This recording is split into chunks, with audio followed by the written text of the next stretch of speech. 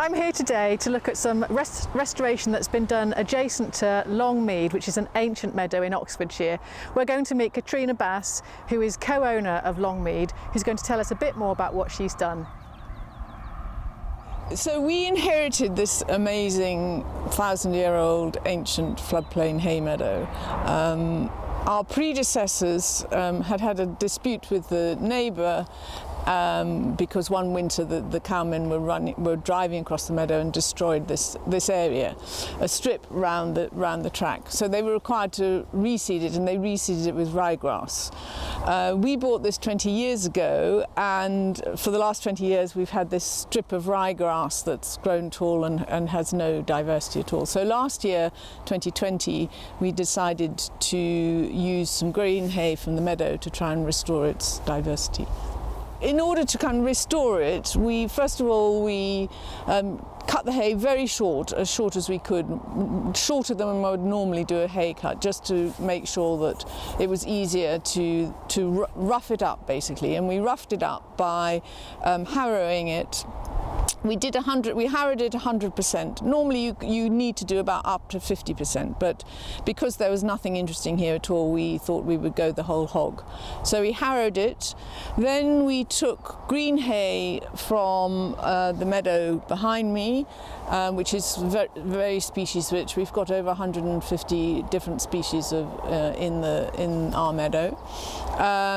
We cut it with a forage harvester, which chops up the grass very, very small and importantly captures the seed. So the normal haymaking process, you cut it and then you let the hay lie on the meadow and the seed drops out. This keeps the seed in, puts it into a forage harvester, and then we take it from the forage harvester and put it in a muck spreader. So what you usually use for spreading manure on fields, and blow out the chopped up hay with the seed in onto this strip here, and then we roll it to make sure the seed makes a good contact with the soil.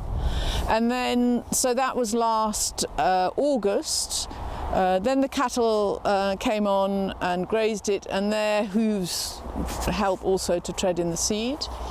And then this March we topped it just to make sure. So the really critical element is the yellow rattle, which you can see here behind me. It's grown fantastically well, and in the first year that's really what we want to see. We're not expecting a great diversity of other flowers, but the yellow rattle is critical, and so we just topped the grass to give the yellow rattle a head start before it starts growing. Obviously you don't want to cut its heads off because it's the only annual in the meadow.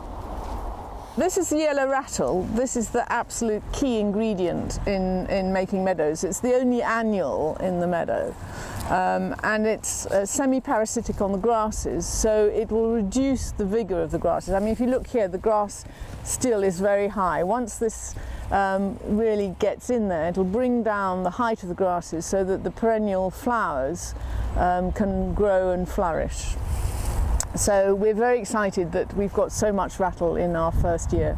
Sometimes it doesn't take at all, so all of this business is a bit of a gamble, but hopefully in this one we're on the right side of it. My key piece of advice is, if one plants a tree, for example, if you're planting a pear tree, you think the saying is plant a pear for your heirs.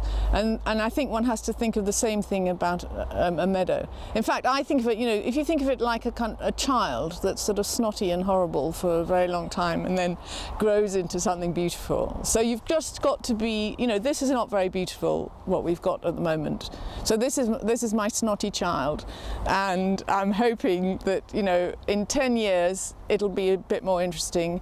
In 20 years it will flower into this amazing adult meadow, but actually the science says that it takes 150 years, so it really is for your heirs, and that's what you need to be focusing on. So my key message to government is, if we're serious about creating nature recovery networks of meadows or other kinds of habitats, the landowners and the farmers need to be at the table from the start in a level playing field as part of the network. Otherwise, we might as well all go home.